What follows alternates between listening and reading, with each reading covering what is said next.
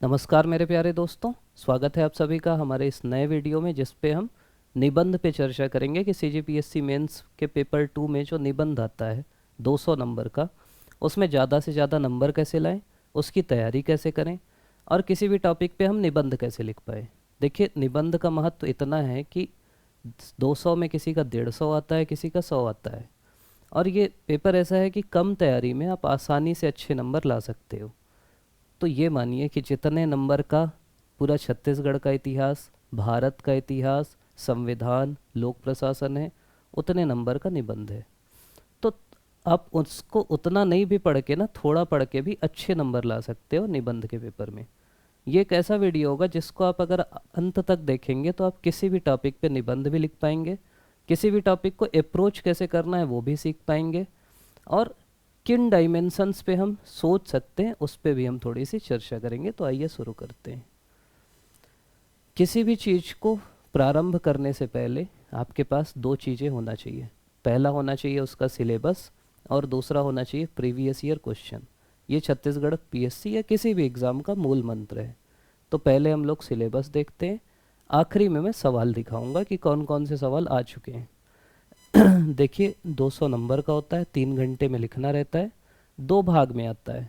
पहले भाग में होता है अंतर्राष्ट्रीय और राष्ट्रीय स्तर के मुद्दे। दो मुद्दों पर निबंध लिखना है जिसमें लिखा है कारण, वर्तमान स्थिति आंकड़ों सहित एवं समाधान।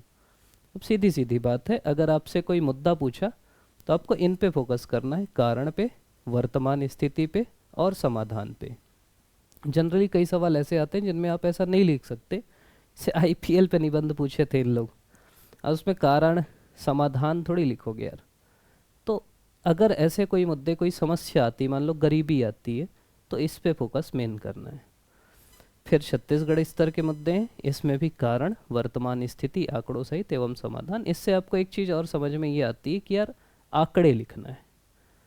ठीक, आंकड़े आपको पता रहना चाहिए, उससे ज़्यादा नंबर मिलते हैं। अब ये तो कुछ टॉपिक थे जो हम लोग कोशिश किए थे प्रेडिक्ट करने की। चलो थोड़ा सा देख ही लो यार। देखो, ये हम लोग प्रेडिक्ट करने की कोशिश किए थे कि ये आ सकता है,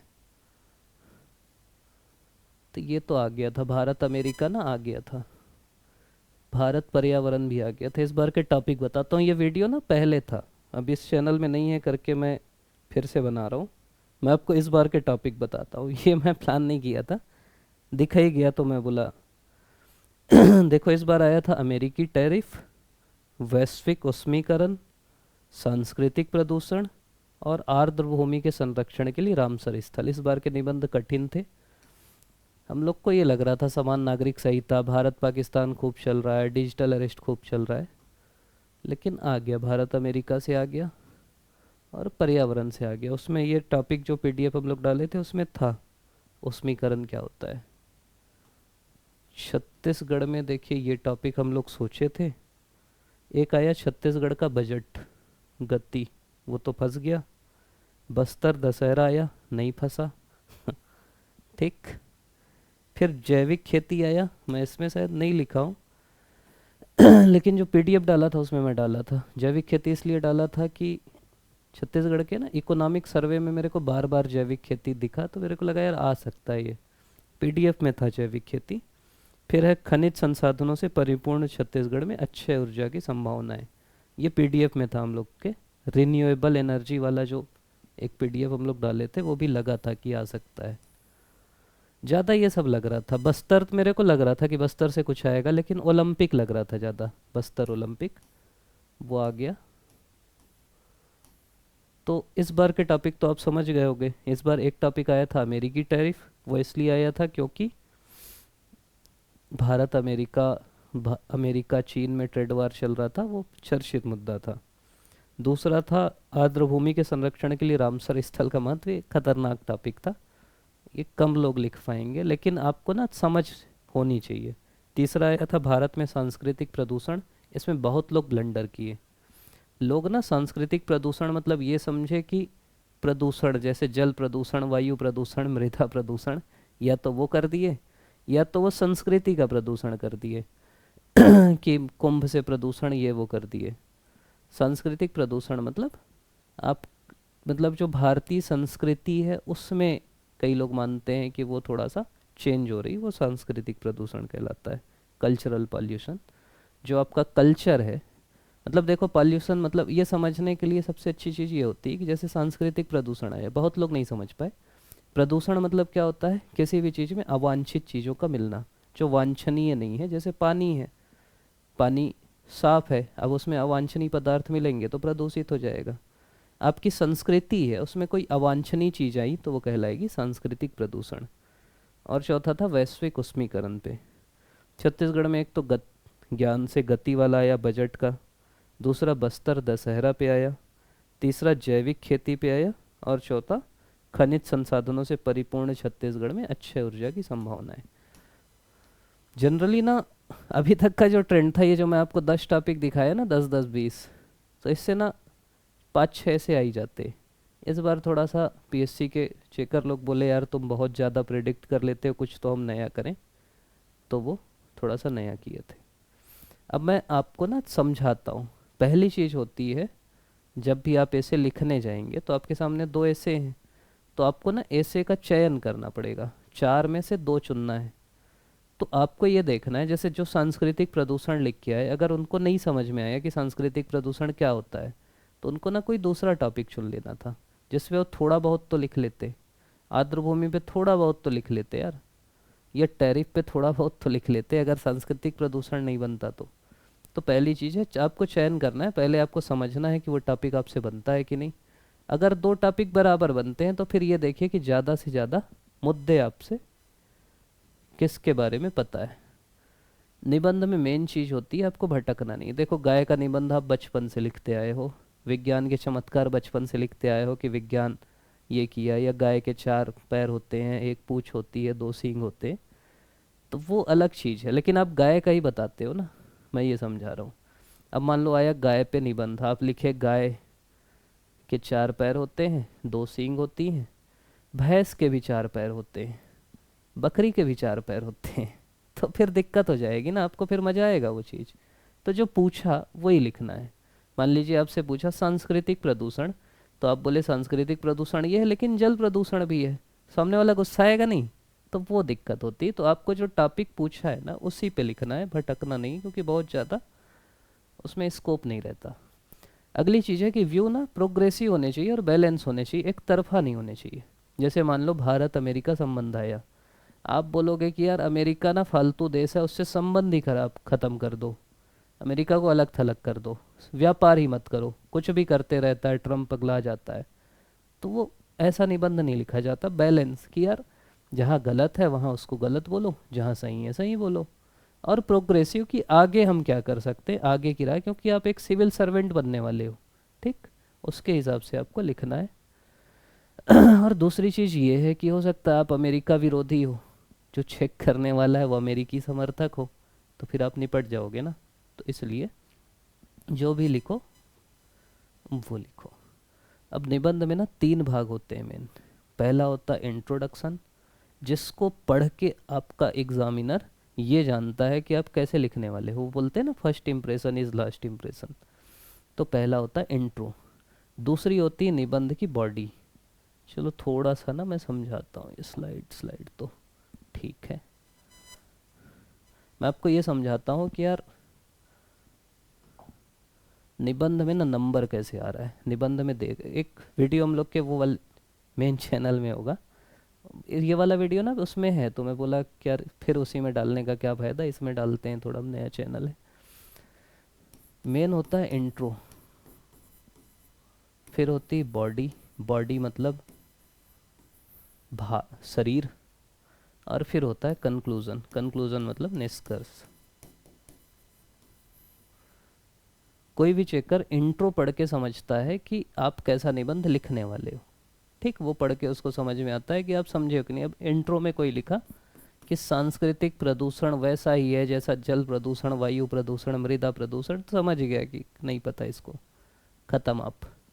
कोई इंट्रो में बहुत अच्छी चीज़ें लिख दिया तो उसको मज़ा आ जाएगा, मतलब फिर वो ना पढ़ने के लिए प्रेरित होगा आपका निबंध, हो सकता है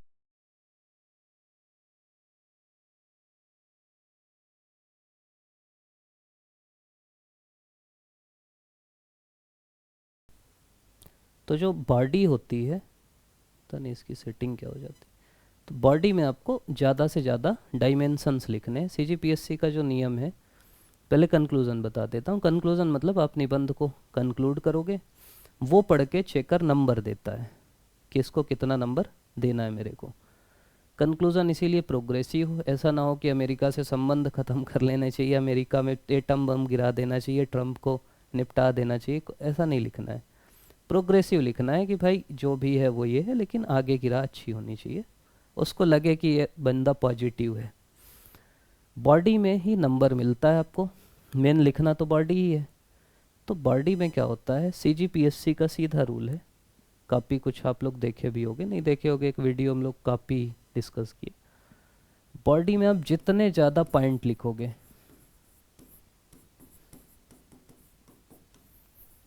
उतना नंबर मिलेगा। मतलब देखो यूपीएससी में ऐसा नहीं होता, यूपीएससी में ना पैराग्राफ में लिखना पड़ता है। सीजीपीएससी में अभी अब मेंस की कॉपी चेक होगी, फिर वो आरटीआई बाहर आएगी, दूसरे टाइप का चेक होगा, फिर मैं बता दूंगा कि नहीं यार अगले बार ऐसा नहीं मिल रहा है। लेकिन पिछले 7-8 साल से जितने ज़्यादा आप पॉइंट लिख रहे हैं उतने नंबर मिल रहे हैं। आपको सब हेडिंग डाल डाल के लिखना है। जैसे मान लो किसी पे भी कर लो, जैसे मान लो जैविक खेती है, ठीक, तो पहले तो आप इंट्रो लिख दो कुछ। इंट्रो कई प्रकार का भी हम लोग चर्चा करेंगे। आप उसका अर्थ लिख सकते हो, आप कोई कहानी लिख सकते हो कोई किसान की, आप कोई न्यूज़ लिख सकते हो, कोई करंट की घटना लिख सकते हो, सरकार की योजना से शुरू कर सकते हो, कुछ भी कर सकते हो। फिर बॉडी में आप क्या लिखोगे, बॉडी में ना आप कई चीज़ें लिख सकते हो। जैसे जैविक खेती का पहले अर्थ बता दो, फिर जैविक खेती के लाभ बता दो। ये छोटी छोटी सब हेडिंग है। अब इसमें 1 2 3 4, या ऐसे ना लिखो तो ऐसे बिंदु बिंदु करके। फिर जैविक खेती के प्रकार बता सकते हैं, अलग अलग टाइप की। जैविक खेती में क्या इनपुट होते हैं वो बता सकते हैं। अपने यहाँ जो जैविक खेती योजना है वो बता सकते हैं, 5 जिले हैं उसमें। जैविक खेती किसान अपना रहे हैं, क्यों अपना रहे हैं, क्यों नहीं अपना रहे हैं वो बता सकते हैं। जैविक खेती की हानियाँ बता सकते हैं। जैविक खेती में वो वापासा ये वो है सुभाष पलसेकर वाला, वो बता सकते हैं। जैविक खेती के अंतर्राष्ट्रीय प्रयास बता सकते हैं। तो ऐसा करके ना जितनी ज़्यादा आप हेडिंग, जैसे मान लो भारत पाकिस्तान आ गया, अगले बार यही आ गया,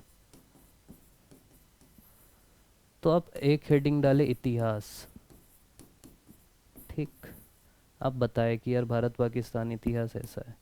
फिर आप डाले भारत पाकिस्तान संबंध में सहयोग के क्षेत्र, इसमें फिर आप अलग अलग डाले। फिर संघर्ष के क्षेत्र, फिर आप अलग अलग बताए, सीमा विवाद, करतारपुर ये वो। फिर आप आगे का बता दिए कि भारत पाकिस्तान में जो डिप्लोमेटिक चीज़ें हैं, फिर भारत पाकिस्तान के विभिन्न मुद्दे जो जो हैं, भारत पाकिस्तान के बीच जो अलग अलग चुनौतियां हैं, समसामयिक अभी जो चल रहा है जैसे ऑपरेशन सिंदूर वो सब। फिर आगे की राह बता सकते हो, अंतर्राष्ट्रीय सहयोग बता सकते हो, जैसे सार्क है और आपका एससीओ है। तो इस टाइप का ना ज़्यादा से ज़्यादा आपको डायमेंशंस खोलना है। एक ही चीज़ को इतिहास ही आप पूरा बताओगे ना तो नंबर नहीं मिलेगा। मेन चीज़ मैं ये आपको समझाना चाह रहा हूँ। तो बॉडी में आपको क्या करना है कि जितने ज़्यादा से ज़्यादा डायमेंशंस आप लिख सकते हो उतने ज़्यादा से ज़्यादा डायमेंशंस आपको लिखना है। इंट्रो आप कैसे कैसे शुरू कर सकते हो, कोट से चालू कर सकते हो। किसी का कोई कोटेशन है, आप उस कोटेशन को कॉपी कर लो और वहाँ से शुरू कर दो कि भाई कुछ भी, मान लो शिक्षा पे आया तो आप डॉक्टर अंबेडकर का लिख सकते हो, कुछ वो शिक्षा के बारे में है उनका। विद्या ददाति विनियम लिख सकते हो, कोई कहानी लिख सकते हो छोटी सी, उसका इतिहास बता सकते हो। कोई सरकार की कोई रिपोर्ट है वो लिख सकते हो, न्यूज़पेपर में अगर कुछ आया वो लिख सकते हो, क्यों पूछा है वो टॉपिक ये लिख सकते हो। अपना शुरू इससे भी कर सकते हो कि सवाल पूछ के कि जैसे जैविक खेती है, तो आइए हम जानते हैं कि जैविक खेती क्या है, ये क्यों लाई जाती है, क्या इसका महत्व है, कहाँ कहाँ है, छत्तीसगढ़ में या भारत में। ऐसा करके आप सवाल पूछ लो। सांस्कृतिक प्रदूषण आया, तो आइए हम जानते हैं कि सांस्कृतिक प्रदूषण क्या है, इसके बारे में चर्चा क्यों हो रही, ये कहाँ कहाँ किस किस क्षेत्र में है, क्या इसके फ़ायदे हैं, क्या इसके नुकसान हैं। ऐसे करके सवाल पूछ लो वहीं से इंट्रो, तो वो समझ भी जाएगा आप ये चर्चा करने वाले हो। टॉपिक कोई तोड़ सकते हो, सांस्कृतिक प्रदूषण ही तोड़ दो।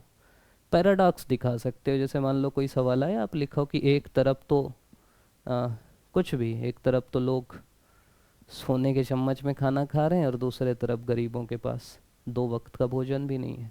तो ऐसा करके कुछ दिखा सकते हो। एक तरफ तो हम स्मार्ट सिटी की बात करते हैं और दूसरी तरफ पता ही है आपको। फिर बॉडी कैसे कैसे, देखो कोई भी टॉपिक है उसके अंदर कैसे कैसे लिख सकते हैं। मान लो उसके बारे में आपको कुछ नहीं पता, कोई आइडिया नहीं है, तो मैं आपको सिखा रहा हूँ कैसे लिख सकते हो। सबसे अच्छा तरीका होता है टाइमलाइन का।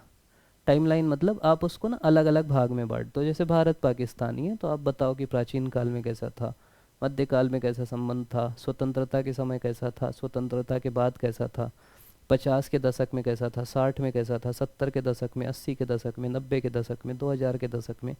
ऐसा करके ना दिखा दो आप।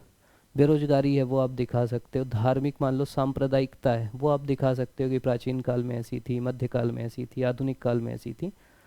महिलाओं की स्थिति प्राचीन में ऐसी थी, मध्य में ऐसी थी, आधुनिक में ऐसी थी। तो आपको 8-10 लाइन मिल जाएंगी लिखने के लिए। ठीक, एक आप वैसे सोच सकते हो। दूसरा जो सबसे अच्छा तरीका है वो है मेंस के सब्जेक्ट।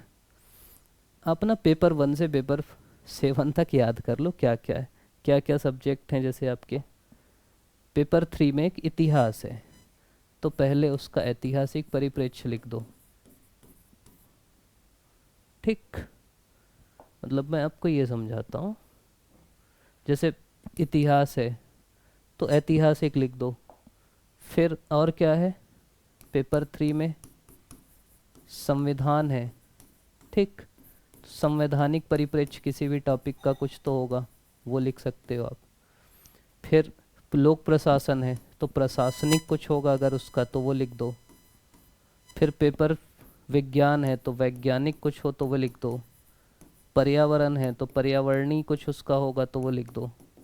कुछ कुछ किसी के में तो आ ही जाता है। जैसे जैविक खेती का पर्यावरणीय आ ही जाएगा, प्रशासनिक आ जाएगा, ऐतिहासिक आ जाएगा, सांस्कृतिक प्रदूषण का सब आ जाएगा। फिर टेक्नोलॉजी है तो टेक्नोलॉजी का परिप्रेक्ष्य कुछ होगा। ये ना सोचने के तरीके हैं। कोई नया टॉपिक आ गया तो आप सोच नहीं पाते ना, वहाँ पे ब्लैंक हो जाते हो। फिर पेपर 5 में अर्थशास्त्र है तो उसका आर्थिक पहलू क्या है। भूगोल है तो भौगोलिक पहलू क्या है। भारत पाकिस्तान का भौगोलिक पहलू भी है ना, आसपास है।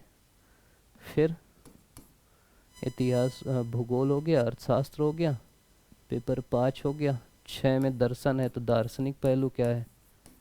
समाजशास्त्र है तो सामाजिक क्या है। ठीक, उसके बाद फिर कानूनी क्या है, पेपर 7 पहला कानून वाला है। फिर अंतर्राष्ट्रीय क्या है,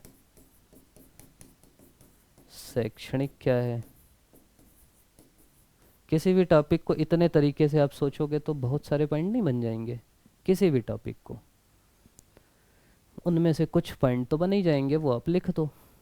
तो ये एक तरीका होता है बॉडी को लिखने का। कोई भी टॉपिक सोचो, आपके जो अलग अलग चीज़ हैं उनमें सोचो और लिख दो। एक तरीका ये वाला रहता है कि कोई भी चीज़ है, जैसे मान लो सांस्कृतिक प्रदूषण ही है, आपको नहीं पता, मतलब मैं ऐसे टॉपिक को सिखा रहा हूँ जो जिसके बारे में आपको कुछ नहीं पता। अब आप ये सोचो कि सांस्कृतिक प्रदूषण एक तो व्यक्ति के स्तर पे होगा कि भाई मैं एक व्यक्ति हूँ, मैं अपनी संस्कृति नहीं मानता, तो वो सांस्कृतिक प्रदूषण है। मैं क्यों क्यों नहीं मानता करके एक पैराग्राफ आप वो लिख दिए, एक पॉइंट ये लिख दिए। फिर आप परिवार में भी सांस्कृतिक का प्रदूषण होता है ना, परिवार बिखर रहे हैं, पहले संयुक्त परिवार थे अब एकल हो रहे हैं, तो भी एक सांस्कृतिक प्रदूषण है। तो परिवार के स्तर पे सांस्कृतिक प्रदूषण, मतलब मैं ये समझा रहा हूँ ये क्योंकि चर्चित टॉपिक है। ये मैं पहले भी बताया था, यूज़ नहीं कर पाते लोग, इसीलिए अभी से प्रैक्टिस करो।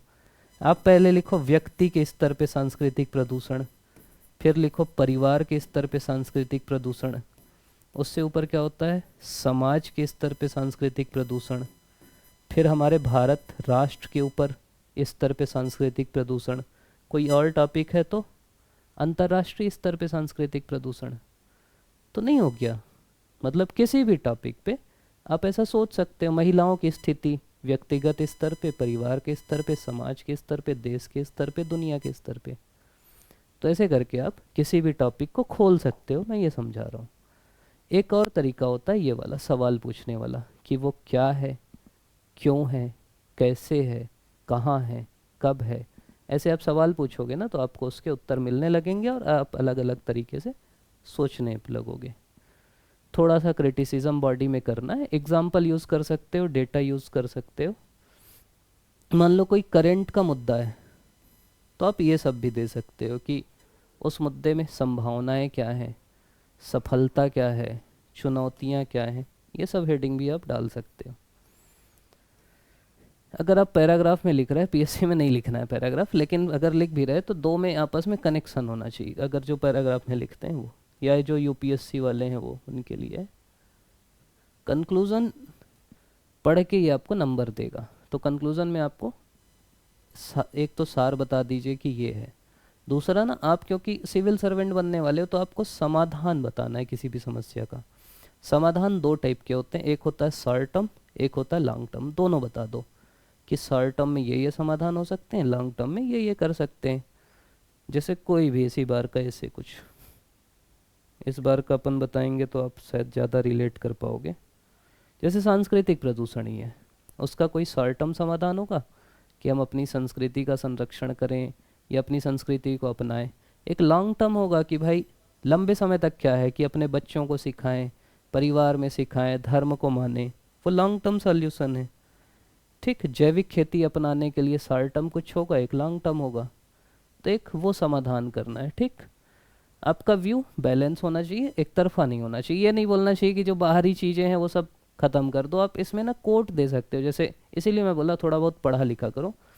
जैसे गांधी जी का कोट है कि मैं ऐसा घर बनाना चाहता हूँ जिसकी खिड़कियाँ खुली रहें लेकिन दरवाज़ा बंद रहे। मतलब बाहर से, बाहर की संस्कृति आए, उसकी हवा आए मेरे पास, लेकिन इतनी ना आए कि मैं अपने घर से निकल जाऊँ। इस टाइप का कुछ उनका है। अच्छा, आप कविता से ख़त्म कर सकते हो, दो चार कविता याद रखना। आखिरी में ख़त्म हो चुकी है पीर पर्वत सी पिघलनी चाहिए, इस हिमालय से कोई गंगा निकलनी चाहिए, ऐसा कुछ। पॉइंट बार बार रिपीट मत करना, वो पढ़ के आ रहा है फिर वही चीज़ लिखोगे। ऊपर लिखे गाय के 4 पैर होते हैं, नीचे फिर 4 पैर होते हैं लिखोगे तो परेशान होगा। फ्यूचरिस्टिक होना चाहिए, कुछ इनोवेशन अगर आप लाए वो अच्छा है। निराशावादी नहीं दिखाना यार उनको कि हलब मज़ा उनको ना आए, ऐसा ना हो। पॉजिटिव समाधान होना चाहिए।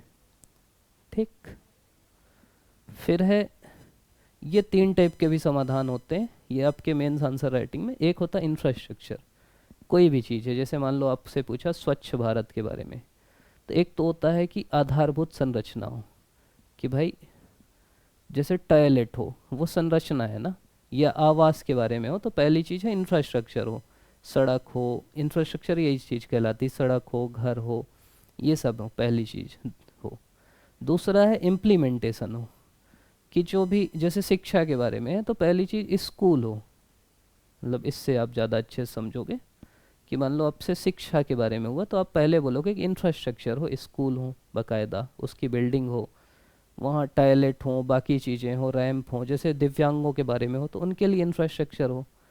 दूसरी चीज़ है वो इम्प्लीमेंट हो, कि आप स्कूल की बिल्डिंग तो बना दिए, बच्चे ही नहीं पहुँच रहे हैं तो उसका भी कोई मतलब नहीं ना। सुलभ शौचालय बना दिए, लोग नहीं जा रहे हैं, उसका भी कोई मतलब नहीं। तो स्कूल हो तो बच्चे पहुँचें, अस्पताल हो तो मरीज पहुँचें, वहाँ डॉक्टर बैठें, तो क्रियान्वयन भी हो किसी भी चीज़ का। और तीसरा होता है बिहेवियरल, मतलब व्यवहार बदले लोगों का। जैसे वही है स्वच्छ भारत, कि टॉयलेट बन गया लोगों के घर में, अब उसमें भूसा रखते हैं, वो जाते नहीं है वहाँ। तो सरकार क्या करेगी भाई, बनाएगी ही ना ज़्यादा से ज़्यादा, तुमको पकड़ के बैठाएगी थोड़ी। तो वही चीज़ है कि तीसरी चीज़ है कि व्यवहार बदलने की भी ज़रूरत है। तो आप इस नज़रिए से भी समाधान किसी का भी लिख सकते हो। शिक्षा के बारे में आए तो पहले आप लिख सकते हो कि इंफ्रास्ट्रक्चर हो, दूसरा लिख सकते हो कि बच्चे पहुँचे, क्रियान्वयन हो, शिक्षक पहुँचे, बच्चे पहुँचे, और तीसरा एटीट्यूड भी आए। जैसे माँ बाप हैं वो अपने बच्चियों को स्कूल भेजें, वो व्यवहार की बात है ना। तो तीनों चीज़ें जब होंगी तभी समाधान होगा। टाइम आपको मिलता है 180 मिनट का। एक ये खेल भी होता है निबंध में, लिख तो मैं आपको दे दूंगा कि एक दिन में एक निबंध लिखो, आप बढ़िया लिख लोगे। एक घंटे में एक निबंध लिखो, आप बढ़िया लिख लोगे। आपको ना 45 मिनट में एक निबंध लिखना है, वहीं सोचना है और वहीं लिखना है। असली चैलेंज ये है, इसलिए आपको ना कोशिश करना है कि आप वहीं अच्छे से लिखो। भाषा कोशिश करना, ये इसीलिए मैं बोल रहा हूँ कि भाषा ना वो चालू भाषा नहीं कि हमारे सीएम ने ये कहा, पीएम ने वहाँ चल दिए, मोदी जी वहाँ चल दिए, ऐसा नहीं। आदरणीय प्रधानमंत्री जी, आदरणीय मुख्यमंत्री जी, फॉर्मल भाषा होना चाहिए। व्यक्ति की गरिमा हो, व्याकरण सही हो, और राइटिंग ऐसी हो कि समझ आ जाए। मतलब बहुत तेज लिखते हो तो ऐसा नहीं है, लेकिन फिर भी समझ आ जाए। अभी आप काम कर सकते हो, आपके पास है टाइम। तैयारी कैसे करें? देखो, दो तीन चीज़ें हैं तैयारी में। पहली चीज़ ना, लिखना चालू करो। जैसे अभी मान लो कोई भी मुद्दा चल रहा है, जैसे अभी समान सिविल संहिता का मुद्दा चल रहा है, या भी जैसे चुनाव आयोग चला रहा है वोटर आईडी को आधार से, तो चुनाव सुधार एक बड़ा मुद्दा है। तो आप वो टॉपिक आपको पता चला, आप लिखो। क्या होता है ना कि इनर्सिया होता है, हम लिखना नहीं चाहते निबंध और सीधा हम जाके मेंस में लिखते हैं। तो ऐसे बहुत विरले लोग रहते हैं जो वहाँ बहुत अच्छा लिख देते हैं। एक आदत होती निबंध लिखना, मैं अपना बता रहा हूँ। मैं ना बचपन से लिखता हूँ निबंध, यूनिवर्सिटी में भी लिखता था, तो रैंक भी आ जाता था। तो वो आदत ना मेरे को पीएससी में काम आई। मेरे को यूपीएससी में भी अच्छा नंबर मिला था निबंध में।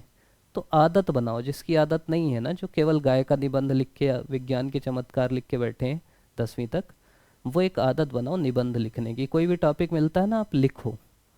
और ये मत सोचो कि मैं कितना गंदा लिख रहा हूँ, आप ये सोचो कि मेरे को लिखना है।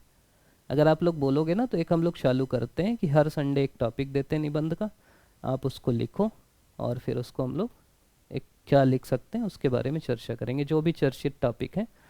क्योंकि दिक्कत क्या होती है, जैसे ट्रेड वार है, अब वो इसी समय जुलाई अगस्त में ज़्यादा चला था। मेंस होता है उस समय मई के आसपास, मतलब जून में। तो लोग सोचते हैं जो अप्रैल मई में चल रहा है वो आएगा, तो हम लोग जातिगत जनगणना, भारत पाकिस्तान, उसमें लगे हुए थे। चेक कर, इधर का पूछ दिया, मतलब क्वेश्चन सेटर। तो इसीलिए मैं बोल रहा हूँ, बस्तर दशहरा आपको पता है अभी, मतलब बस्तर दशहरा जनवरी के बाद कोई इसकी हेडलाइंस थोड़ी आती है, दशहरा के टाइम आती है। तो जो निबंध का पेपर सेट करने वाले हैं वो पहले सेट कर रहे हैं, ये समझ में आ रहा है।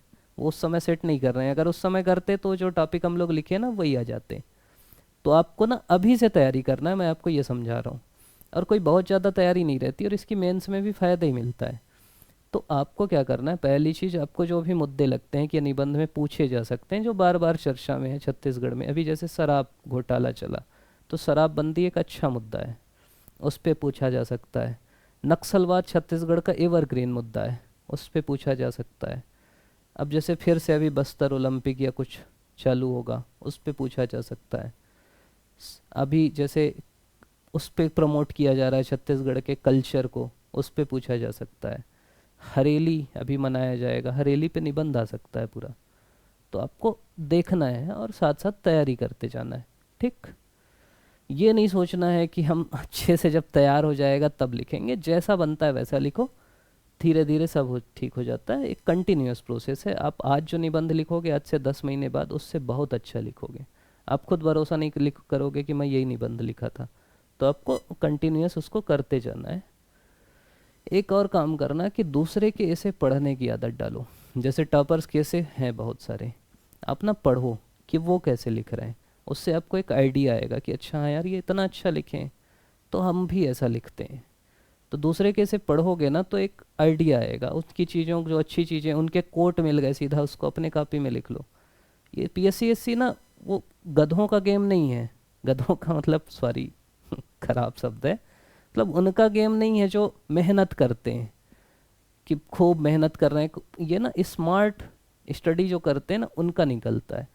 अब पूरी मेहनत किए, पूरा गूगल सर्च किए, ये किए वो किए, और 4 कोट खोज के लाए 2 महीने में। और दूसरा बच्चा 4 टॉपर की कॉपी पढ़ा, सब में कुछ ना कुछ नया तो मिल ही जाएगा, उसको नोट कर लिया। दूसरा बच्चा चैट जीपीटी में लिखा कि मेरे को महिलाओं के बारे में 4 कोट दो, चैट जीपीटी दे दिया है, गूगल जेमिनी दे दिया, वो नोट कर लिया। तो उसका पूरा 2 महीना बचा कि नहीं बचा। आपको कोई निबंध लिखना है नक्सलवाद पे, आप उस पे लिख दो कि नक्सलवाद पे निबंध लिखो, वो लिख के दे देगा भाई, उसको एक बार पढ़ लो, हो गया आपका काम। तो ऐसे काम करना है आपको, स्मार्ट काम करना है, गधे नहीं बनना है, ठीक? क्या बोलेंगे बुद्धिमान को जो भी। तो अच्छी चीज़ों को नोट कर लो, एक नोटबुक बनाओ निबंध के लिए, अभी से बना लो। उसमें ना हर एक पेज में एक एक टॉपिक लिख लो, एक पेज या 2 पेज में। जैसे नक्सलवाद लिख लो, फिर कोई आपको लगता है वो टॉपिक लिख लो, जातिगत जनगणना लिख लो, वो भी हॉट टॉपिक है। फिर जो आपको समझ में आता है वो लिख लो। उसके बारे में जो जो फैक्ट मिलते हैं, जो जो पॉइंट्स मिलते हैं, उस कॉपी में नोट करते रहो। पेपर में जैसे आप पढ़ते हो ना, आपको समझ में आ जाएगा कि यार ये थोड़ा सा चर्चित टॉपिक है, इसको मैं लिख लेता हूँ। तो उससे क्या होगा कि आपका ना आखिरी में प्रेशर नहीं पड़ेगा निबंध के लिए। आखिरी के लिए हम लोग हैं ही, लेकिन क्यों आखिरी के लिए छोड़ना यार।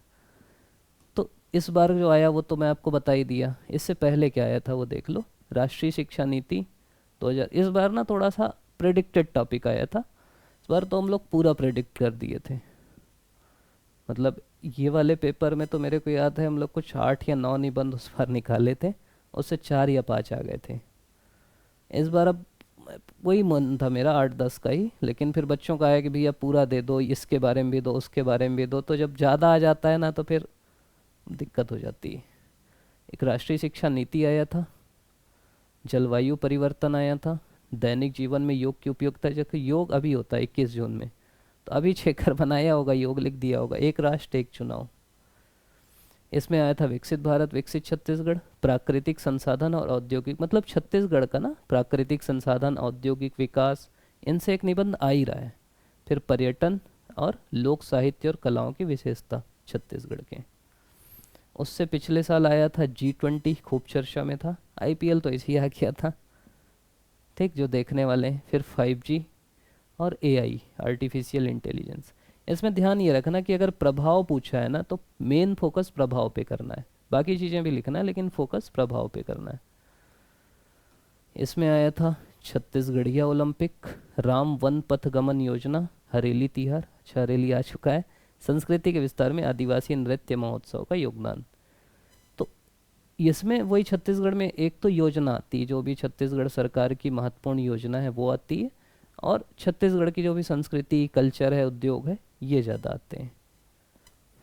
एक छत्तीसगढ़ के लिए अच्छा सोर्स ये भी है कि आप ना वो पढ़ लो, क्या बोलते हैं, जनमन पढ़ा करो। तो जनमन में जो फोकस है वो सरकार का फोकस है, वो आ सकता है।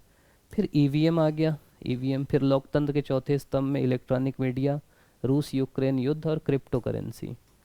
इसमें आ गया छत्तीसगढ़ बजट, तोन्ही प्रताड़ना अधिनियम, दंतेवाड़ा जिला और अबूझमाड़। जसपुर आ सकता है, CM वहीं के हैं। फिर आया ऑनलाइन फ्रॉड, कोविड-19, विदेशी संस्कृति और योजना आयोग बनाम नीति आयोग। इसमें आया रामकृष्ण मिशन नारायणपुर, जंगली हाथी समस्या समाधान, उद्यानिकी फसल और राजीव गांधी किसान न्याय योजना। तो ये टॉपिक थे जो आते हैं। तो इससे आपको एक आइडिया लग गया होगा कि यार क्या बोलते हैं, क्या क्या निबंध में टॉपिक आ सकते हैं, कैसे तैयार करना है। थोड़ा और फिर देख लेना। आप कोशिश ये करो, आप क्या करो कि जो भी करंट के मुद्दे चल रहे हैं, ठीक, आपको समझ में आ जाएगा कि यार इस पे निबंध पूछ सकता है, उन मुद्दों पे वही अपनी एक कॉपी बना लो, उस पे नोट करते जाओ और कोशिश करो कि ज़्यादा से ज़्यादा डायमेंशन लिखते जाओ, ठीक। नंबर उसी से मिल रहे हैं कि कोई भी चीज़ क्या है, क्यों है, लाभ क्या है, हानि क्या है, आगे की राह क्या है।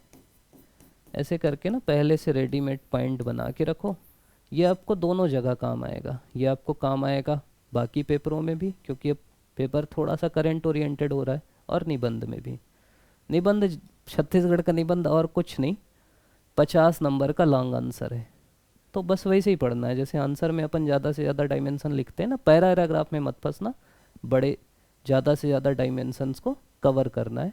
जितने ज़्यादा पॉइंट लिखोगे, मतलब इसको ना लिखना वैसे ही है कि कुछ भी, मान लो IPL ही आ गया, चलो आप मेरे को बोलोगे कि IPL में निबंध लिखना है अगर, तो कैसे लिखोगे। तो पहले IPL का आप, मतलब पहला पॉइंट आप लिख दोगे कि इतिहास लिख दिया। मैं इसीलिए बोला कि इतिहास में आप बता सकते हो कि इस समय शुरू हुआ, ये हुआ, पहला विजेता राजस्थान वाले थे।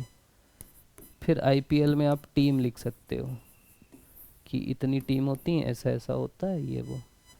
फिर आईपीएल में आप क्या क्या लिख सकते हो, क्या बोलेंगे, विजेता लिख सकते हो अलग से अगर आपको याद है तो। फिर आईपीएल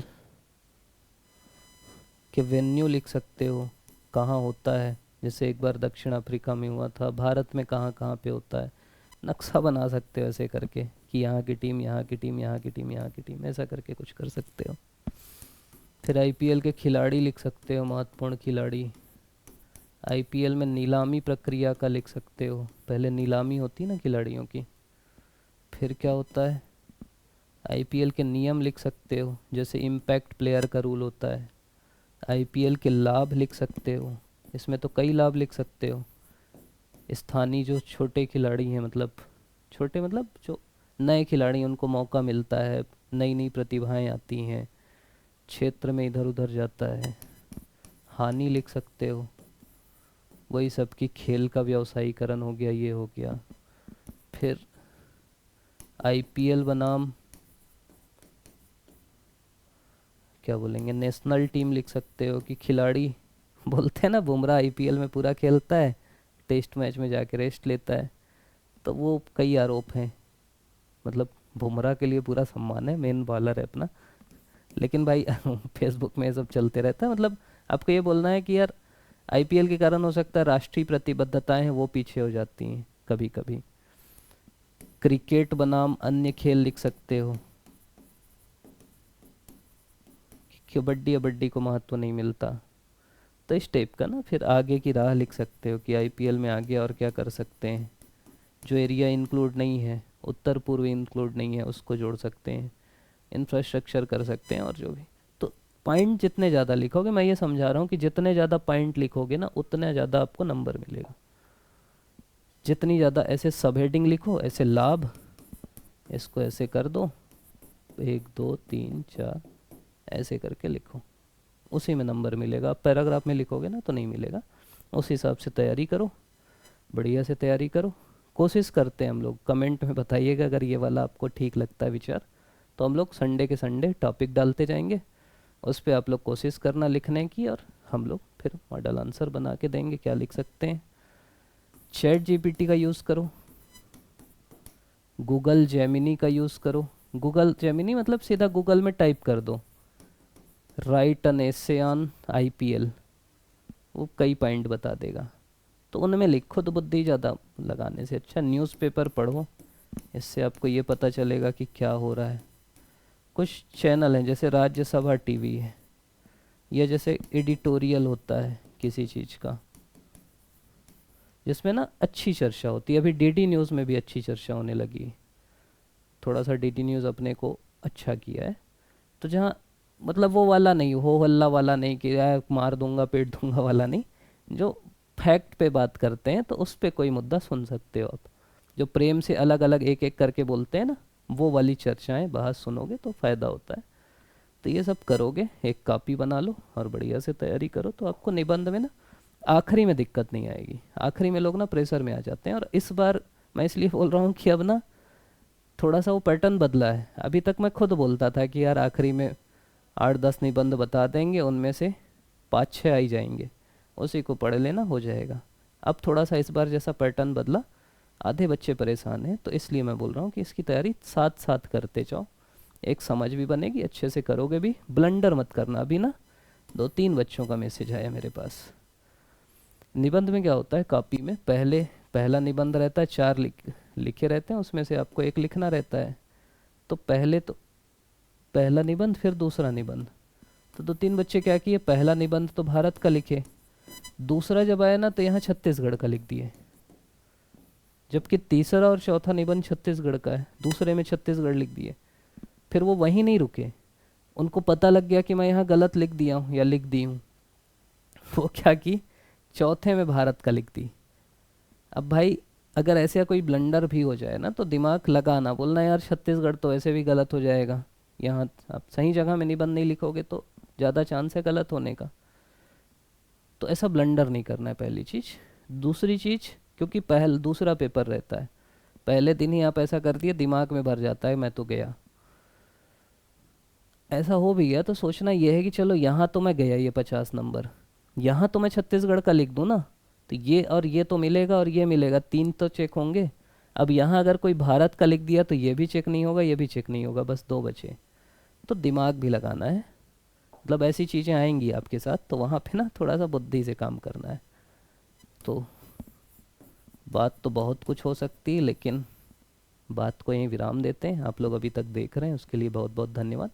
ऐसे जो अलग अलग टॉपिक्स हैं आप लोग कमेंट में लिखना। देखो क्लास तो चलते रहेगी, जो इस टाइप के टॉपिक हैं, निबंध हो गया, उत्तर लेखन हो गया, और जो हो गया रिवीजन कैसे करें, जिनमें आप चाहते हैं ना वीडियो, नीचे लिखना। तो अब कोशिश करते हैं, अभी चैनल नया नया है, इन लोग भी मेहनत कर रहे हैं, तो थोड़ा तो मेरा भी बनता है यार।